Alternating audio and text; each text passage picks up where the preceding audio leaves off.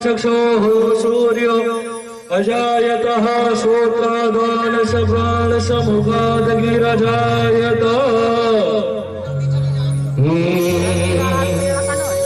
श्री भगवान की है आरती, पापियों को पाप से है काटती।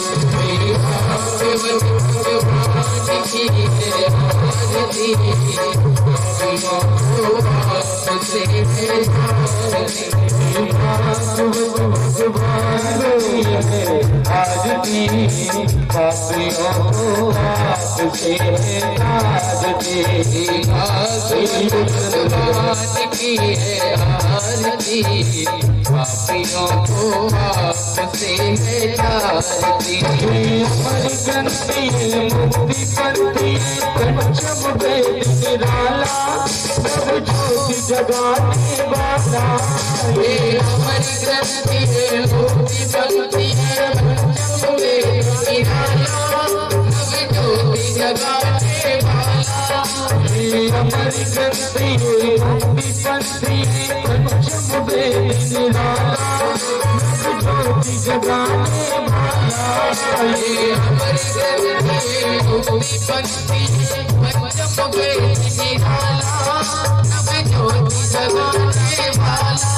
हरि नाम यही हरि नाम यही हरि नाम यही हरि नाम यही, प्रभु की मंगल की आरती, पापियों को पाप से काटती।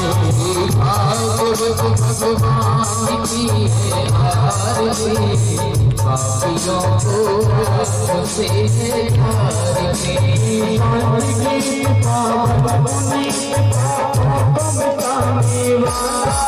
हरि दर्द कराने वाला,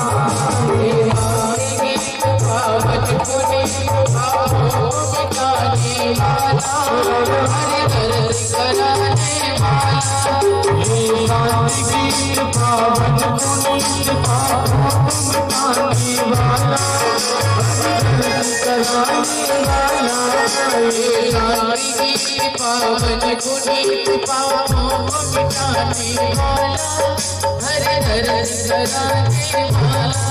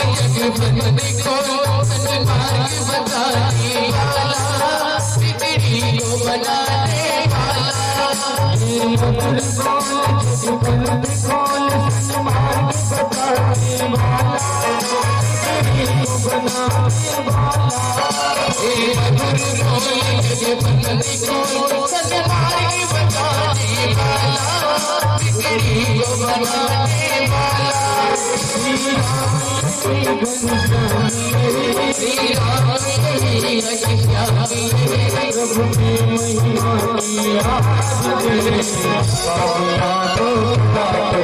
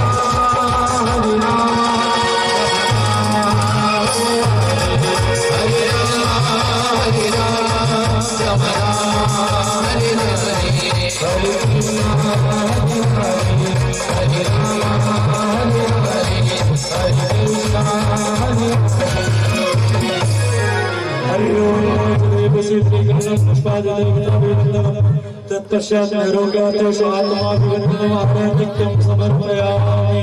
पुराणपुरुषोत्तमाय नमः। आराधिक्यं समर्पयामि। नानासुगन्धिपुष्पाणि यथाकालोद्भवानि च पुष्पाञ्जलिरमया दत्तो महान् परमेश्वरः। बोले भागवत भगवान की जय। व्यास जी महाराज की जय। सद्गुरुदेव भगवान की जय। बाबा हरिनाम की जय। वृंदावन धाम की जय। जय श्री राम। जय श्री राम। पार्वती का जय।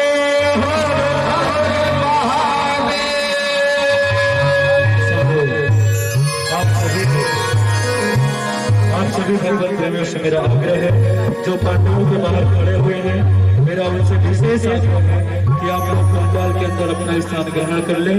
पंडाल में बहुत सही जगह खाली है। आप सभी लोग देखा जो है भगवान की बैठकर श्रवण करनी चाहिए, खड़े होकर नहीं। तो आप सभी से आग्रह है कि आप सभी लोग अपने अपने स्थान पर विराजमान हो जाए।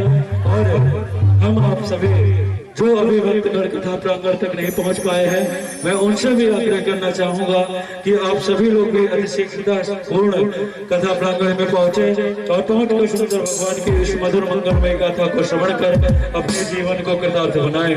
मैं व्यासपीठ पर आसीन हमारे व्यास श्री आचार्य धर्मानंद जी महाराज से पावन निवेदन करूंगा चरणों में कि हे गुरुवर, हमें आप सभी को सुंदर विश्राम दिवस की पावन कथा को श्रवण कराकर हम सभी भक्तगणों का जीवन कृतार्थ बनाए। हमारे परम आदरणीय श्रद्धेय श्री आचार्य धर्मानंद जी महाराज।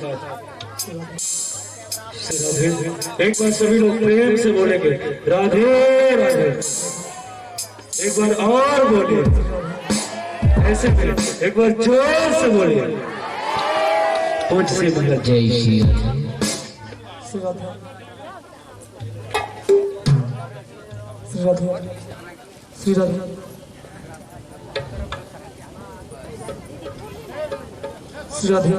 श्री राधे श्री राधे श्री राधे श्री राधे। जय श्री राधे जय श्री राधे श्री राधे श्री राधे श्री राधे श्री राधे। जय जय श्री राधे जय जय श्री राधे।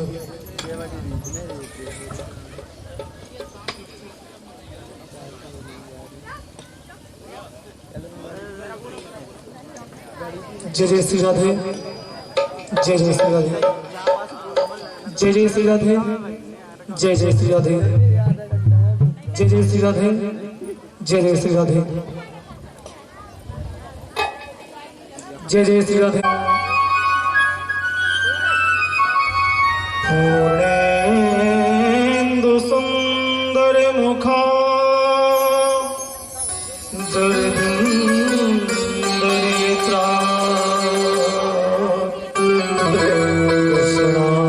परम किमपि तत्त्वमहं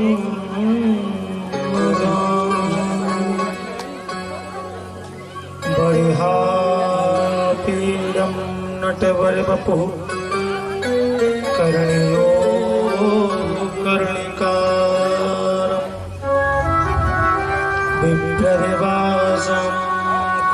कपिसं वैजयन्तीं च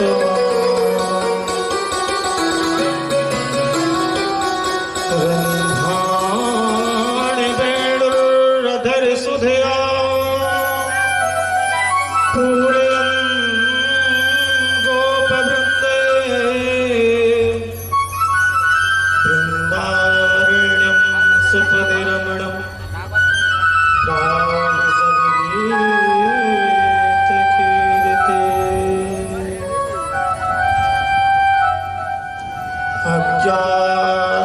अज्ञान्तिमिरान्धस्य दानन्दं सनाकिया चक्षुरन्मीलितं मया तस्मै श्रीगुरुवे नमः। मूकं करोति वाचालं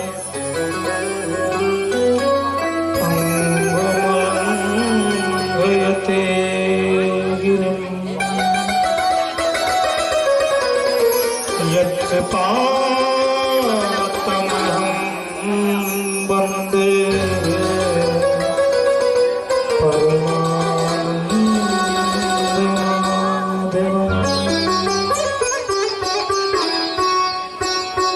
नारायणं नमस्कृत्य नरं चैव नरोत्तमं देवीं सरस्वतीं व्यासं ततो जयमुदीरये। वृंदावन के वृक्ष को मरम न जाने को डाल डाल अरुपात पे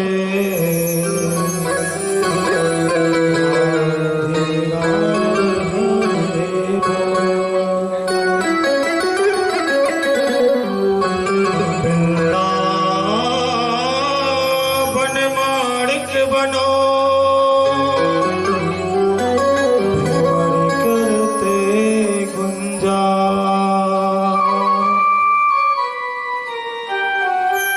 दुल्हन प्यारी राधिका दूधानंद कुमार बरसाने की राधिका नंद गावे के श्याम इनके चरणन में करूं बार प्रणाम।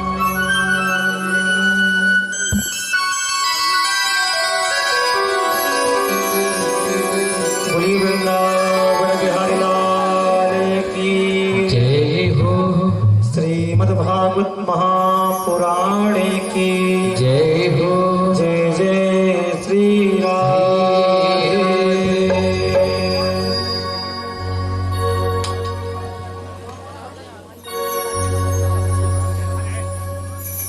आइए कुछ क्षण मेरे साथ मिलकर के भगवान नाम संकीर्तन करेंगे। तत्पश्चात आज सप्तम दिवस की कथा में आप सभी बड़े भक्ति भाव से प्रवेश करेंगे।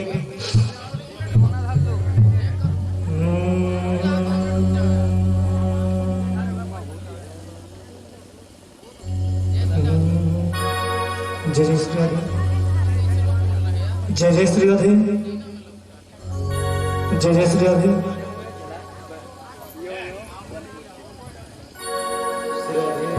जय श्री राधे, जय जय श्री राधे, जय जय श्री राधे, जय जय श्री राधे।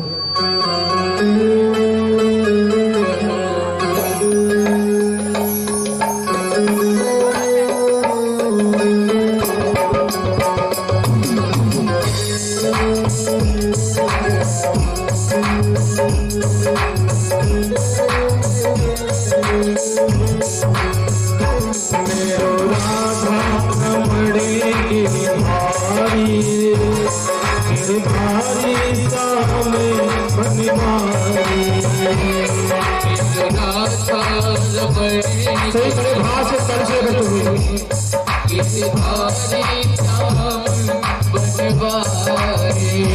मेरो राधा रमणे गिरधारी गिरधारी सामे बनवारी।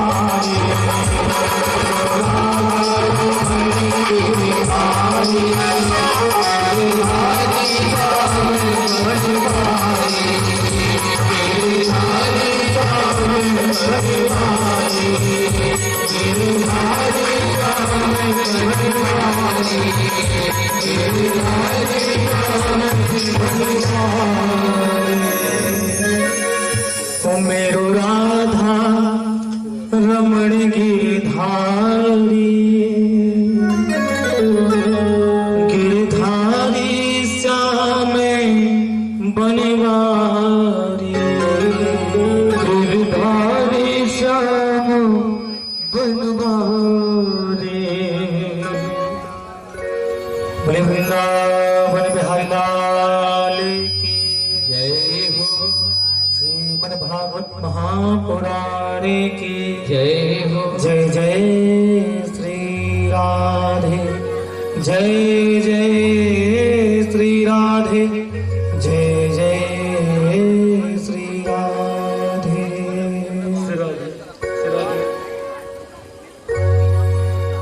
जयराम जी या मालती काहे भैया कुपित कर रहे यार, आज तो कम से कम चला दो।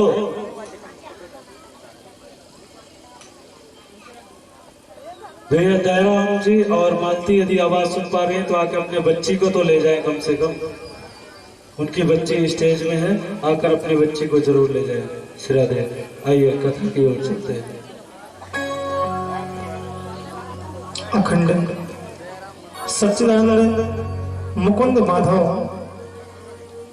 परम प्रभु जय श्री कृष्ण अखिल कोटि ब्रह्मांड नायक नंद नंदन यशोदंदन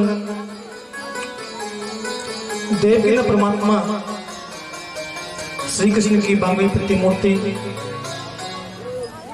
श्रीमद् भागवत महापुराण सप्ताह ज्ञान 18 पुराणों का विशाल आयोजन माता खीर माता की पवन भूमि में बैठ करके गोवर्धन टीला की भूमि में बैठ करके खीर माता की गोद में विराजित होकर के हम आज परमात्मा की 18 पुराणों का श्रवण कर रहे हैं। हमारा जीवन धन्य है जो आज हम ऐसी पावन कथाओं का श्रवण कर रहे हैं, दर्शन कर रहे हैं, चिंतन कर रहे हैं। जीवन में ऐसे अवसर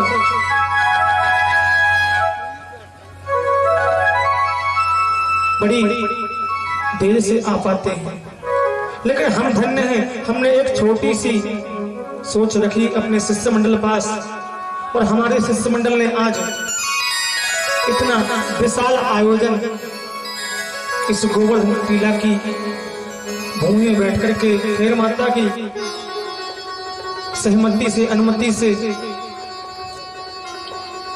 आयोजन रखा और आज वह आयोजन आप सभी भक्तों के बीच में पूर्ण होने जा रहा है। यदि शिष्य मंडल हो तो ऐसा हो, क्योंकि ये शिष्य मंडल नहीं है, ये हमारा परिवार है। जो शिष्य मंडल होता है ये परिवार की तरह होता है और जो गुरु होता है वो होता है मुखिया, परिवार का मुखिया। और जब परिवार का मुखिया सुंदर होगा, अच्छा होगा, तब कहीं एक बार ऐसा शिष्य मंडल एकत्र हो पाता है, परिवार एक हो पाता है। आपने देखा होगा कि परिवार को जोड़ने में कितना समय लगता है। हम किसी कार्य को करते हैं, घर में शादी है, विवाह है, कोई कार्य करते हैं, परिवार को जोड़ने में कितना समय लगता है।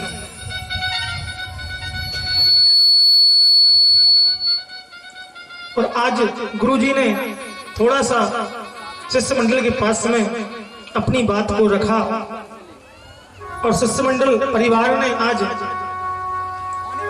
परम पूज्य गुरुजी महाराज और मेरे पिताश्री का सहयोग किया, जिसके कारण आज हम इस भूमि में बैठ करके हम और आप ऐसे 18 पुराणों की कथाओं का श्रवण कर रहे हैं। यदि घर का मुखिया सुंदर है, अच्छा है, तो कितने ही विपत्ति क्यों ना आ जाएं, हम टूट नहीं सकते हैं, हम बिखर नहीं सकते हैं। बस मुखिया अच्छा होना चाहिए, क्योंकि घर का जो मुखिया होता है वही तो परिवार को संभालता है। और जब मुखिया बिगड़ा हुआ है तो क्या वो परिवार को संभाल सकता है? इसलिए हमारे एक यहाँ कहावत है, पानी पीना जान के और गुरु बनाना छान के। पानी पीना भैया तो उसमें देख लेना कचरा तो नहीं है। यदि कचरा होगा तो गला खराब हो जाएगा, गला खराब हो जाएगा, पेट भी खराब हो सकता है। उसी प्रकार यदि गुरु खराब मिल गया, दुर्भाग्य से गुरु यदि खराब मिल गया तो पूरा जीवन खराब हो जाएगा। प्रिंस राधे राधे। अब गुरु अच्छा मिल गया, यदि गुरु का हाथ आपके सिर पर रख दिया तो आप कितने भी संकट में क्यों ना हो, सहज रूप से आपके संकट कट जाएंगे।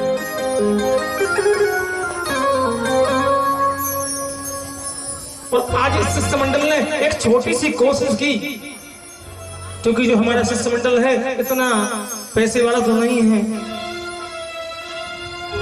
बस इन्होंने एक छोटी सी कोशिश की।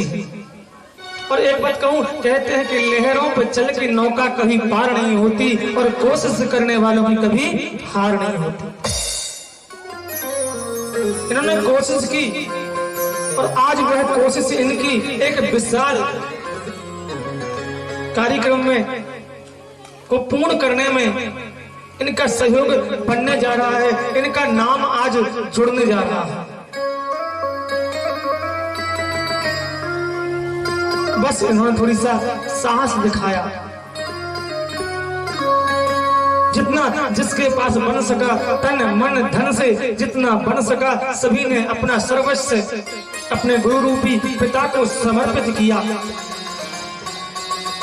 और उस गुरु रूपी पिता ने क्या किया, आज शिष्यों के मध्य में 18 पुराणों का आयोजन किया, जिससे समस्त शिष्य मंडल हमारा आज इस सप्तमयी कथा का पान कर रहा है, इस ज्ञानमयी कथा का पान कर रहा है।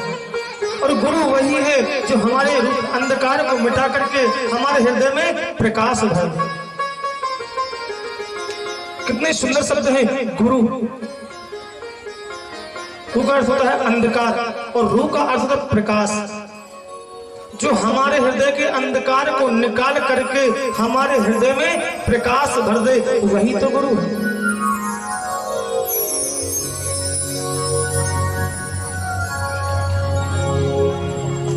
और गुरु लोभी है और चेला लालची है, तो क्या कभी बेड़ा पार हो सकता है?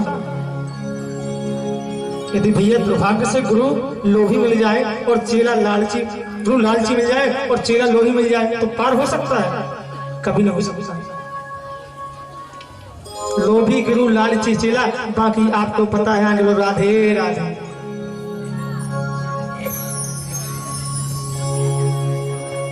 तो भैया गुरु ऐसा बनाना जो हमें जब भी मार्ग दिखाए, अच्छा मार्ग दिखाए, अच्छा ज्ञान का मार्ग दिखाए, सदमार्ग पर ले जाए।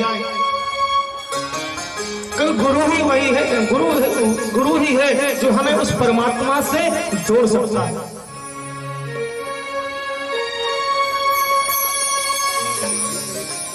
और आज हमारे इस शिष्टमंडल परिवार में कुछ नया परिवार जुड़ा है।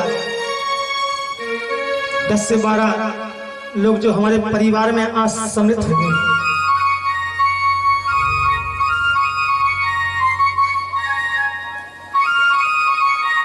यदि परिवार में सम्मिलित होना है तो परिवार को पहले देखो,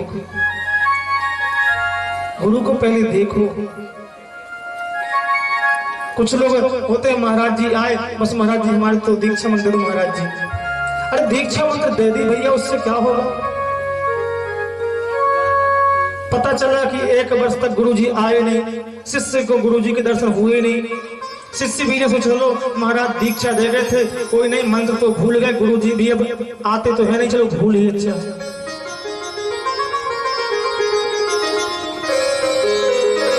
आजकल तो आपको गुरुजी की फोटो सबसे ज्यादा पता है कहाँ मिलती है? दुकान पर। घर में कम मिलती हैं, दुकान पर मिलती हैं। किसी ने एक दुकानदार से पूछा, बोले भैया एक गुरुजी की फोटो लगी है? बोले हाँ। एक दिन गुरुजी आए, बोले भैया ये फोटो मेरी दुकान में क्यों लगी है? बोले जो गुरुजी क्या बताएं? बोले भैया घर में क्या भक्ति नहीं कर पाते? बोले गुरुजी घर में भक्ति तो कर पाते हैं। बोले फिर? बोले यहाँ ये फोटो भक्ति के लिए लगी है। बोले फिर क्यों लगी है? बोले गुरुजी भगवान की कसम पर कोई विश्वास तो नहीं करता, इसलिए कसम भी तो आपकी खानी पड़ती है। राधे राधे।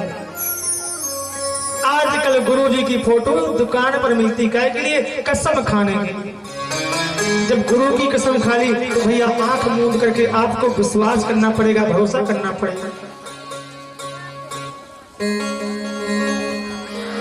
अरे गुरु कोई बेचने की चीज नहीं, कसम खाने की चीज नहीं है।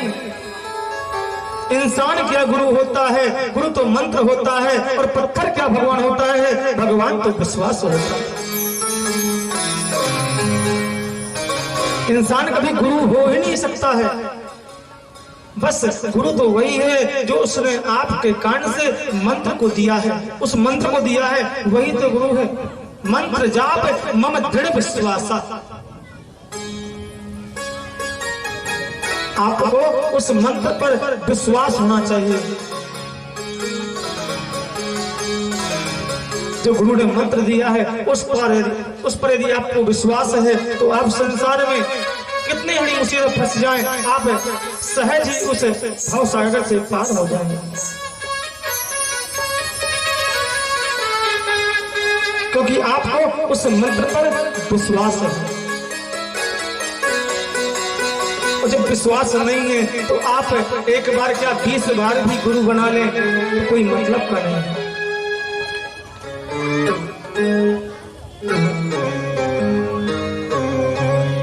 ऐसे गुरु की हमें बार बार वंदना करनी चाहिए। ऐसे गुरु को हम सभी मिलकर के बार बार प्रणाम करते हैं। धन्य है वो गुरु जो हमें आज एक परिवार से जोड़ रहा है। परिवार बिखरा हुआ था, कुछ भरवाड़ा में है, कुछ रेपड़ा में है, कुछ गौरीवन में, कुछ बाकल में है। ऐसा परिवार कुछ कुमारी में है, बिखरा हुआ था। आज उस परिवार को एक किया है।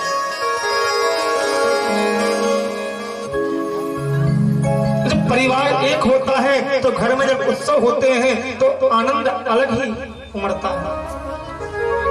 क्योंकि हमारा परिवार हमारे साथ है।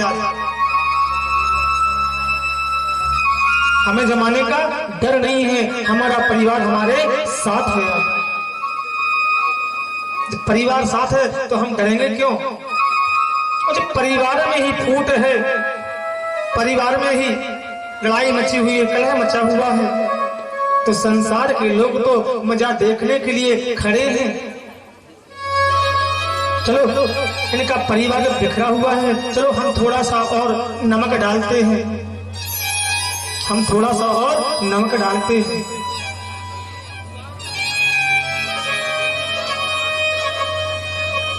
संसार के लोगों की रीत है, परिवार में थोड़ी सी लड़ाई हुई, बस आपके पास में गए, भैया तुम्हारा भैया बड़ा बुरा है यार, तुम्हारे लिए इतनी गालियां दे रहा था। उसके पास में गया, दूसरे के पास में गए, उससे वही बात उससे कही। आपके परिवार में फूट डाला। यदि हमें संसार की फूट से बचना है, संसार हम पर नमक ना छिड़क पाए, तो हमें अपने परिवार को एक करके रखना है। जब आप अपने परिवार को एक करके रखेंगे तो ऐसा हो नहीं सकता कि आपका परिवार अलग हो जाए। और कर कौन सकता है? बोले मुखिया कर सकता है।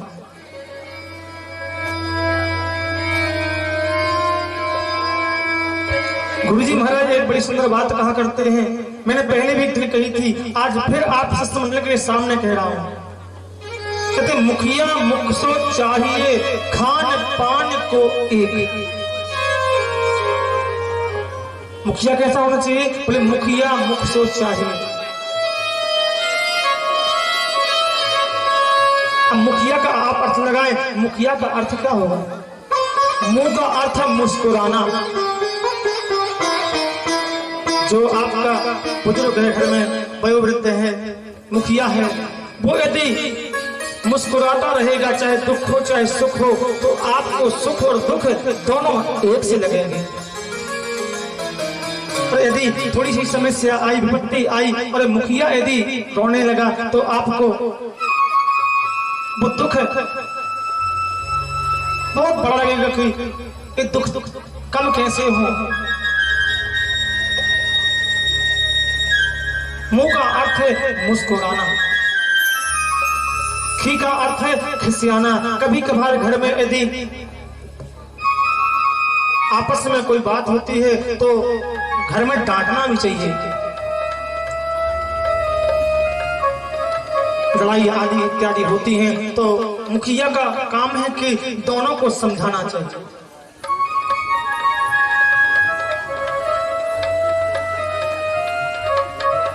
कभी कभार खिसिया भी सकता है और खिसिया करके अंत में क्या करना है, बोले यार, लास्ट में उसे अपना यार बना लेना है, सखा बना लेना है, भाई बन के रहना है उस घर में, अंत में उसे प्रेम देना है। जब आप ये तीन काम जिसके पास आ गए वही अपने परिवार को चला सकता है। इन तीन बातों को जरूर आप इस कथा से लेकर के जाना, यदि आपको अपना परिवार चलाना है तो।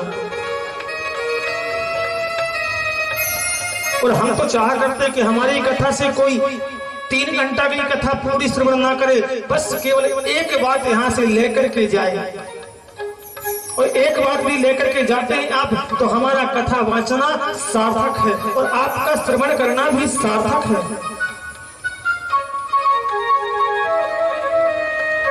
अब 3 घंटा कथा सुनते रहे, शाम को पूछ रहे भैया क्या सुना, बोले कुछ नहीं, जब तक पंडाल में थे पूरी कथा याद थी, घर आए पूरी कथा भूल गई। बोलो राधे राधे। तो भैया पंडाल में यदि कथा भूल जाए कोई बात नहीं, लेकिन जब घर जाओ तो कथा याद रहे। इतना प्रयास करना कि पंडाल में रहे, कथा भूली रहे कोई बात नहीं, लेकिन जब घर जाए तो जो हमने श्रवण किया है उसे साथ ले जाए। पूरा न ले जाओ, एक बात साथ ले जाओ। इसलिए भागवत के प्रथम स्कंद के प्रथम अध्याय के 3 श्लोक में कहा है, पिबत भागवतम रसमालयम। बोले क्या करना है, बोले पीना है। बोले कितनी बार पीना है, बोले बार बार पियो। जितनी बार पियोगे आपको कोई ना कोई चीज नई मिलेगी। ये भागवत कहीं पुरानी होती नहीं, इसकी विशेषता है कि ये कथा हमेशा नई बनी रहती है, प्रतिदिन नई बनी रहती है। यही तो इसकी मुख्य विशेषता है। जितनी बार सुनोगे आपको लगेगा नहीं, कुछ ना कुछ चीज नई मिलेगी। अब कुछ लोग सोचा करते हैं अरे वही कथा है, वही पंडाल है, वैसे ही पर्दा लगे हैं, वैसे ही बॉक्स रखे हैं, महाराज जी नए आए हैं, अरे हो गया, कौन जाए सुनने के लिए, भरवारा दूर पड़ता है रेफरा से, नहीं जाना। अब जब नहीं आओगे तो क्या आपको रस मिलेगा?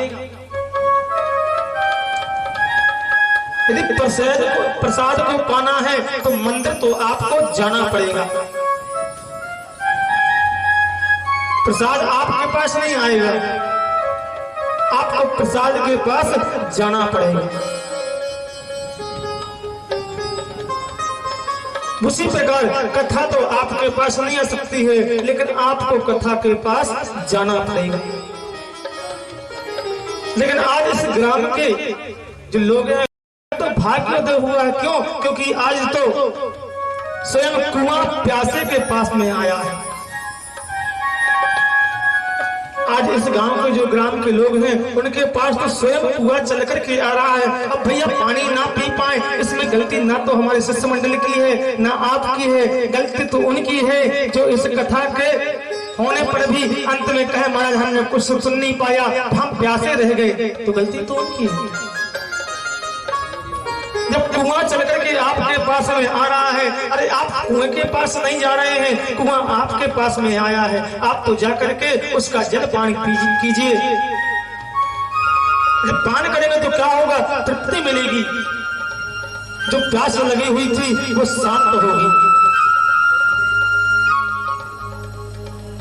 लेकिन आपको पीने नहीं आता, प्यास लगी नहीं, और जिसे प्यास लगी नहीं उससे कहोगे भैया पानी पी लो, तो पानी जब प्यास लगी नहीं तो कैसे पिए? अभी उसने प्यास का महत्व समझा नहीं, अभी रेगिस्तान में फंसा नहीं।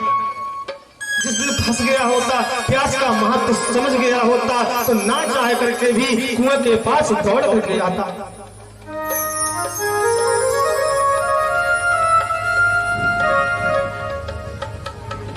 प्यास लगी नहीं, महत्व समझा नहीं, सोचता है वही कथा है, वही पानी है, कौन पिए?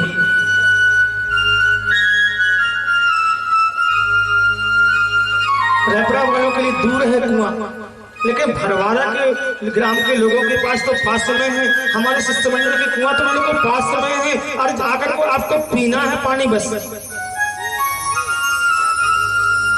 ना पी पाए इसमें उनका दुर्भाग्य है।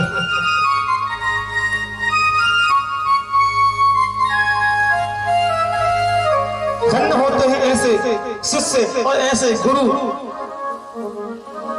जो सबको परमात्मा की दिव्य आनंदमयी कथा का रसपान करा रही है।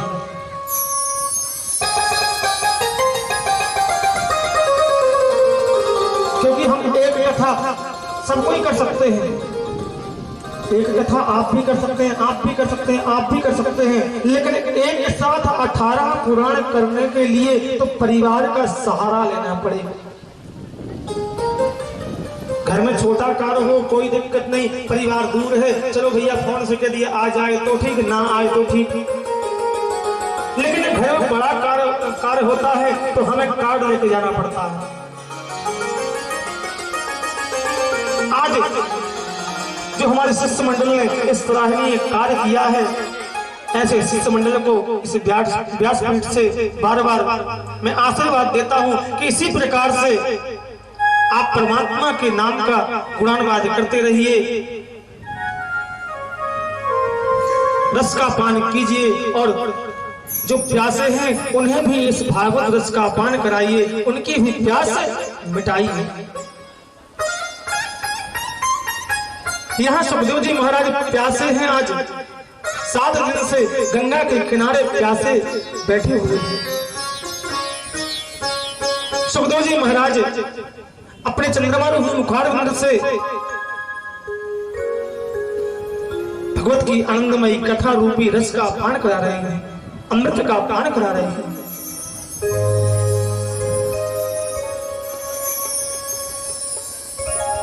सुखदेव जी महाराज कहते हैं, राजन भगवान ने कितनी सुंदर सुंदर लीलाएं की ब्रज में। मथुरा आए, कंस मामा का उद्धार किया। बड़ा दुष्ट था कंस, अपनी बहन को ही मारना चाह रहा था। भगवान ने अवतार लिया और अपने मामा का उद्धार किया। जरासंध से भगवान ने युद्ध किया। इसके बाद भगवान आज द्वारका आए। समुद्र के बीच में एक पुरी का निर्माण किया जिसका नाम है द्वारका। द्वारकापुरी का भगवान ने निर्माण किया। भगवान द्वारका में रह रहे हैं आज।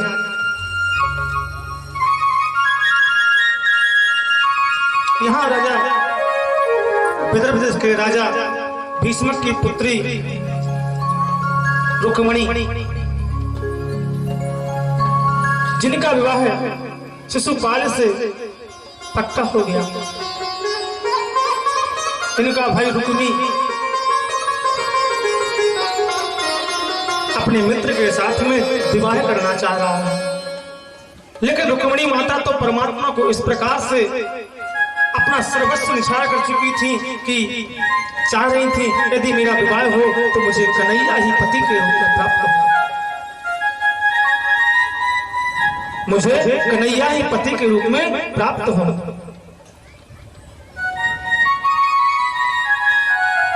एक दिन रुक्मिणी माता ने भगवान को पत्र लिखा। पत्र लिखा, कन्हैया मैं आज तुम्हें एक पत्र लिख रही हूं। कन्हैया मैं पत्र लिख रही हूं, आप इसे देख लेना और देख करके अलग मत करना, क्योंकि आजकल बहुत से लोग होते हैं घर में कोई कार्ड आया, कोई पत्र आया, देखते नहीं है, रख देते हैं। हो सकता है उस पत्र में न जाने ऐसी कौन सी चीज लिखी है जो किसी की विपत्ति को हल कर सके, किसी को दुख को दूर कर सके। लेकिन हमें ऐसा कर देते हैं ताकि पर्दे में इतनी आलसी आ जाती है कि हो गया, किसी का होगा, अलग कर देते हैं। रुक्मिणी माता आज भगवान को पत्र लिख रही है और कितना सुंदर रुक्मिणी माता ने भगवान को पत्र लिखा है। देखिए, पत्र को जब पढ़ना हो तो पत्र को पूरा मत पढ़ना पहले। यदि पत्र की जो हेडिंग है, जो ऊपर हेडिंग लिखी जाती है, यदि वो सुंदर है तो मान लेना कि पत्र भी सुंदर ही होगा। और रुक्मिणी माता ने जो पत्र लिखा है, पत्र के ऊपर की जो हेडिंग लिखी है बड़ी सुंदर हेडिंग है। क्या लिख रही है? प्रीतम को चिट्ठिया लिखूं, अरे प्रीतम को चिट्ठिया लिखूं, जो कहूं हो ही विदेश, तन में मन में नैन में ताको कहां संदेश। आज चिट्ठी लिख रही है, किसे लिख रही है? प्रीतम को चिट्ठिया लिखूं, देखा नहीं है, प्रियतम मान चुकी। ये होते हैं प्रेम करने वाले। अभी तक रुक्मिणी माता ने भगवान को देखा नहीं, जब देखा नहीं तो कैसा प्रेम, पता भी नहीं रहते कैसे हैं, कहां महलों में रहते हैं, कहां रहते हैं, कुछ पता नहीं है। जो कहूं हो ही विदेश, तन में मन में नैन में ताको कहां संदेश। पता नहीं है किसके हाथ से संदेश भेजे। एक ब्राह्मण देवता आए हैं, भिक्षा के लिए आए हैं। रुक्मिणी माता कहती है, हे ब्राह्मण देवता, आज आप मेरा एक कार्य करें। जी कहिए। बोले, आज मैं एक तुम्हें पत्र दे रहा हूं, इस पत्र को तुम्हें ले जाकर के और कन्हैया को देना है। कन्हैया को इस पत्र को तुम्हें देना है। बोले, कौन है? बोले, द्वारका की राजा है।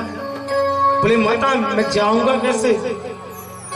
बोले, आपको जाना ही पड़ेगा और नहीं गए तो मेरा जीवन नष्ट हो जाएगा, मेरा सर्वस्व नष्ट हो जाएगा, आप जाएं। आज ब्राह्मण को पत्र दिया है, ब्राह्मण चल देते हैं यहां से। यहां कन्हैया